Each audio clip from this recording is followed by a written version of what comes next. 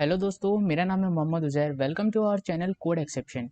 ये वीडियो हमारी 12th video होने वाली है सीरीज की।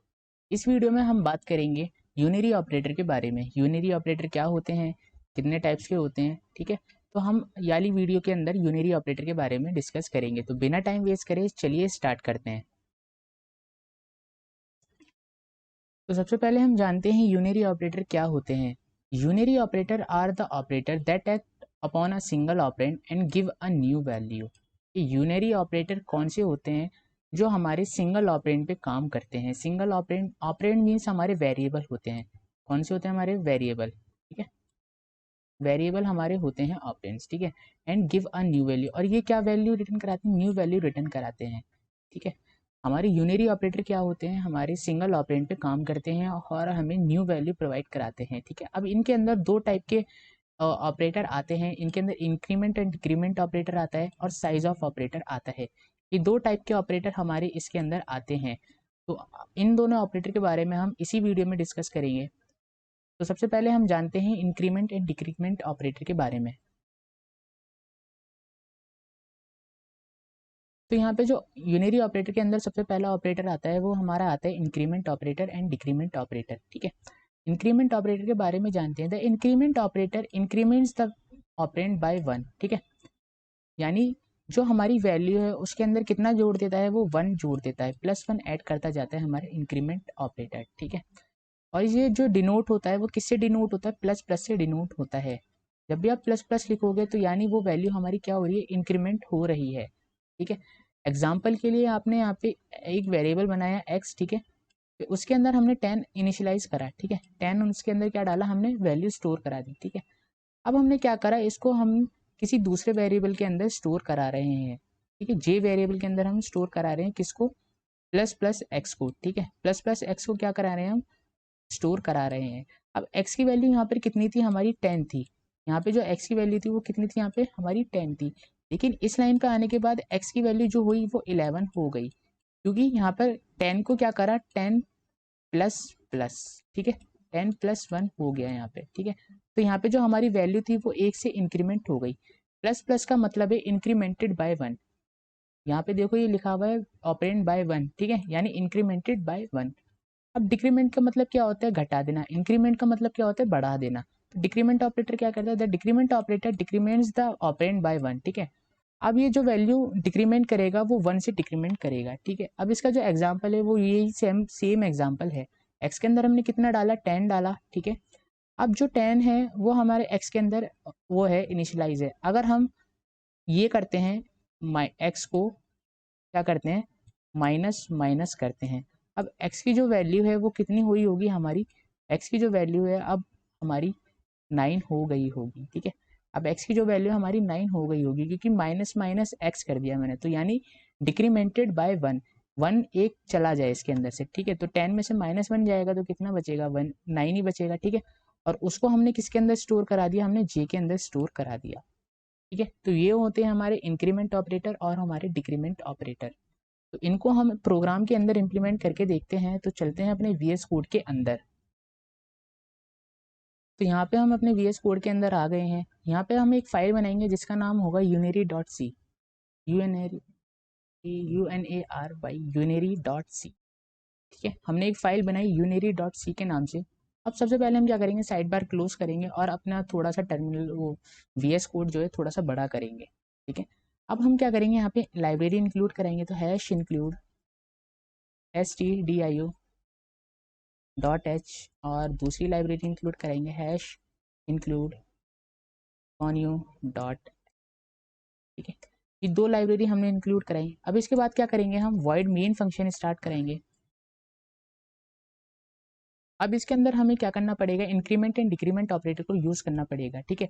अब ये यूनरी ऑपरेटर काम किस पे करते हैं, हमारे सिंगल ऑपरेंड पे काम करते हैं, यानी एक वेरिएबल पे काम करते हैं, सिंगल वेरिएबल पे काम करते हैं। तो मेरे को एक ही वेरिएबल बनाना पड़ेगा, इंट ए।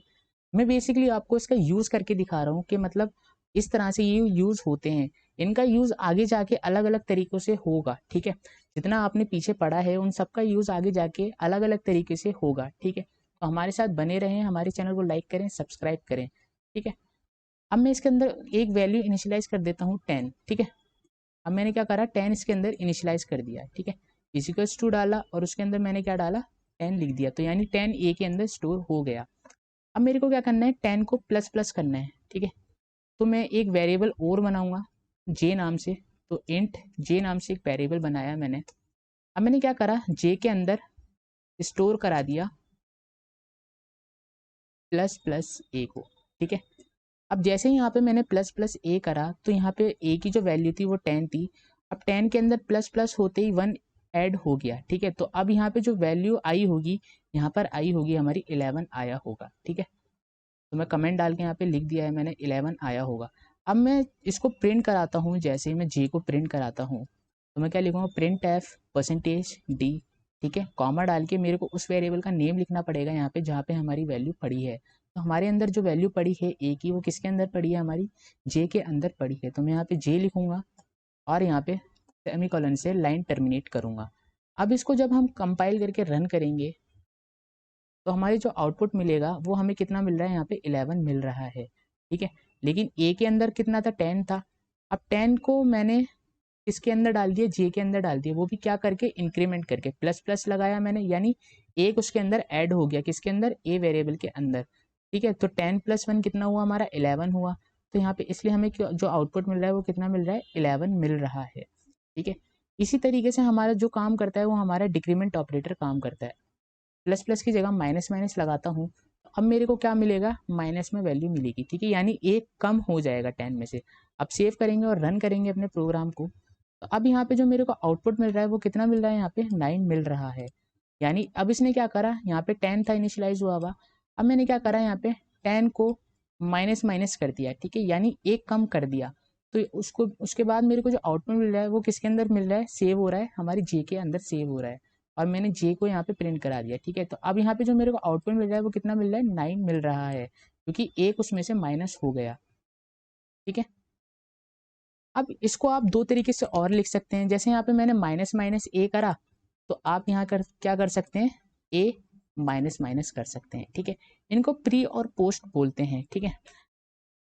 तो आई होप आपको समझ में आया होगा कि इंक्रीमेंट ऑपरेटर और डिक्रीमेंट ऑपरेटर क्या होते हैं, ठीक है। अब चलते हैं हम अपने नेक्स्ट ऑपरेटर की तरफ, जो है हमारा साइज ऑफ ऑपरेटर। तो हमारा नेक्स्ट जो ऑपरेटर है हमारा साइज ऑफ ऑपरेटर है। साइज ऑफ ऑपरेटर क्या होता है, हमारे यूनरी ऑपरेटर के अंदर आता है। It is a unary operator which provide the size in bits of the given operand, ठीक है। ये हमें क्या प्रोवाइड कराता है, साइज प्रोवाइड कराता है बिट्स के अंदर, ठीक है, इन द गिवन ऑपरेंड। जो भी आपने वेरिएबल रखा उसका वो साइज बताएगा कि वो साइज कितना है हमारे बिट्स में, ठीक है। The syntax of the operator is ये। अब सिंटेक्स क्या है ऑपरेटर का, वो हमारा साइज ऑफ लिखना पड़ेगा पहले हमें, ठीक है, उसके बाद हमें ब्रैकेट लगाने पड़ेंगे, देन उसके अंदर हमें ऑपरेंड या फिर वेरिएबल का नेम देना पड़ेगा जो हम चाहते हैं, जिसका हम साइज निकालना चाहते हैं, ठीक है। क्योंकि डेटा टाइप जो होते हैं वो हमारी मेमोरी में अलग अलग साइज और स्पेस ऑक्यूपाई करते हैं, कितना कौन सा डेटा टाइप कितना साइज ले रहा है मेमोरी के अंदर, ये सारा हमें अगर पता लगाना है तो हमें क्या किसका यूज़ करना पड़ेगा, साइज ऑफ ऑपरेटर का यूज़ करना पड़ेगा, ठीक है। अब यहाँ पे operand means built in data types और यूजर डिफाइंड डेटा टाइप्स और वेरिएबल, जिसको मैंने आपको बताया कि ऑपरेंड्स क्या होते हैं। अब इसको हम क्या करते हैं इम्प्लीमेंट करके देखते हैं अपने प्रोग्राम के अंदर फटाफट। तो चलते हैं अपने VS कोड की तरफ। तो यहाँ पर हम अपने VS कोड पे आ गए हैं। अब हम क्या करेंगे, अपने जो वो है साइज ऑफ ऑपरेटर है उसको हम यूज़ करके देखेंगे, ठीक है। तो अब मैं क्या करूँगा, यहाँ से सब हटा दूंगा, सिर्फ यही रहने दूंगा, और यहाँ से \n भी हटा दूंगा। अब मेरे को साइज ऑफ ऑपरेटर के को यूज़ करना है। तो साइज ऑफ ऑपरेटर क्या रिटर्न कराता है, हमें साइज रिटर्न कराता है बिट्स में, ठीक है, यानी कौन सा डेटा टाइप मेमोरी के अंदर कितनी बिट्स ले रहा है, रिजर्व कर रखी है उनने, ठीक है। तो यहाँ पे मैं क्या लिखूंगा, साइज SIZ साइज ऑफ लिखने के बाद मेरे को ब्रैकेट लगाने पड़ेंगे, ठीक है, उसके बाद मेरे को एक और ब्रैकेट लगाना पड़ेगा यहाँ पे, ठीक है। मैंने क्या लिखा यहाँ पे साइज ऑफ लिखा, ठीक है, साइज ऑफ लिखने के बाद मैंने ब्रैकेट लगाए 2, उसके अंदर मैंने एक वेरिएबल पास करा, ठीक है। इस वेरिएबल के अंदर अभी मेरे को क्या रिटर्न कराएगा, इसका साइज रिटर्न कराएगा, ठीक है, कि मतलब मेमोरी के अंदर ये कितना साइज ले रहा है। अब मैं इसको सेव करूंगा और अपने प्रोग्राम को रन करूंगा। तो हमारा जो ये है हमारा इंटीजर है वो कितनी बाइट ले रहा है, हमारा 4 बाइट ले रहा है, ठीक है। इंटीजर बेसिकली 2 बाइट भी लेता है, लेकिन यहाँ पे मेरा जो वो है इंटीजर वो हमारी 4 बाइट ले रहा है। अब ये जो बाइट ले रहा है ये हमारे आर्किटेक्चर पे डिपेंड करती है, कौन सा आर्किटेक्चर कितनी बाइट ले रहा है, तो कंपाइलर टू कंपाइलर भी डिपेंड करता है। ठीक है, मेरे सिस्टम के अंदर ये कितनी बाइट रिजर्व कर रहा है, हमारी 4 बाइट रिजर्व कर रहा है। अगर आपने वाली वीडियो नहीं देखी डेटा टाइप वाली, डेटा टाइप क्या होते हैं, किस तरह से हम उसको यूज़ कर सकते हैं, ठीक है, तो आप वाली वीडियो देखें, वहाँ पे मैंने अच्छे से एक्सप्लेन कर रखा है कि डेटा टाइप क्या होते हैं। ठीक है, कौन से डेटा टाइप कितनी मेमोरी रिजर्व करता है हमारे प्रोग्राम, हमारे कंप्यूटर के अंदर, हमारे सिस्टम के अंदर। ठीक है, तो यहाँ पे जो हमारा इंटीजर डेटा टाइप है वो हमारी कितनी मेमोरी रिजर्व कर रहा है, वो हमारी 4 बाइट रिजर्व कर रहा है। ठीक है, मेमोरी के अंदर। तो साइज ऑफ क्या करा रहा है, हमें मेमोरी की साइज बता रहा है कि इस वेरिएबल ने, इस डेटा टाइप के वेरिएबल ने इतनी मेमोरी हमारे उसके अंदर, कंप्यूटर के अंदर रिजर्व कर रखी है। ठीक है, तो ये हमें ये रिटर्न करा रहा है। ठीक है, अब यहाँ पे दूसरा वेरिएबल लेते हैं, जैसे फ्लोट नाम से लेते हैं, कोई एक वेरिएबल बनाते हैं, फ्लोट एक्स नाम से मैंने वेरिएबल बनाया। अब मैं चाहता हूँ कि एक्स जो है हमारा वो कितनी बाइट रिजर्व कर रहा है हमारे प्रोग्राम के अंदर, तो मैं क्या लिखूंगा, साइज लिखूंगा, साइज ऑफ। ठीक है, फिर ब्रैकेट लगाऊंगा, फिर उस वेरिएबल का नाम लिखूंगा यहाँ पे, जिसको मुझे पता लगाना है कि वो वेरिएबल कितनी वैल्यू या फिर कितना स्पेस ऑक्यूपाई कर रहा है हमारी मेमोरी के अंदर। तो यहाँ पे हमें अब x का पता लगाना है कि x कितनी मेमोरी ऑक्यूपाई कर रहा है हमारी, तो x लिखूंगा यहाँ पे। ठीक है, अब सेव करूंगा इस प्रोग्राम को और रन करूंगा। ठीक है, अब जो फ्लोट है वो भी हमारी 4 बाइट रिजर्व कर रहा है, तो हमारा जो आउटपुट आ रहा है वो परफेक्ट आ रहा है, क्योंकि फ्लोट जो है हमारी 4 बाइट ऑक्यूपाई करता है हमारा कंप्यूटर के अंदर। ठीक है, एक दूसरा डेटा टाइप भी होता है जो होता है हमारा डबल। अगर मैं फ्लोट को हटा के डबल लिखता हूँ, अब डबल का जो आउटपुट होगा वो देखते हैं वो कितना होगा। ठीक है, तो कंपाइल करेंगे अपने प्रोग्राम को, पहले सेव करेंगे एंड देन रन करेंगे। अब यहाँ पे जो डबल है वो हमारी 8 बाइट रिजर्व करता है मेमोरी के अंदर। ठीक है, तो ये पूरा का पूरा जो आउटपुट दे रहा है वो एकदम परफेक्ट दे रहा है, ठीक दे रहा है। ठीक है, क्योंकि डबल जो होता है हमारा डेटा टाइप वो कितनी वैल्यू रिजर्व करता है, हमारी 8 बाइट रिजर्व करता है मेमोरी के अंदर। ठीक है, और ये वही रिटर्न करा रहा है मेमोरी के अंदर जो हमारी बाइट रिजर्व कर रखी है किसी कीवर्ड, किसी वेरिएबल ने, तो वही ये यहाँ पे रिटर्न करा रहा है। ठीक है, तो आज की वीडियो इतनी ही होने वाली थी। तो आई होप आपको आज की वीडियो समझ में आई होगी, अच्छी लगी होगी। अगर आपको आज की वीडियो समझ में आई, अच्छी लगी, तो हमारे चैनल को लाइक कर दीजिए, सब्सक्राइब करें और बेल आइकन दबाना ना भूलें, ताकि आने वाली वीडियो आपको टाइम पर मिल जाए। Thank you.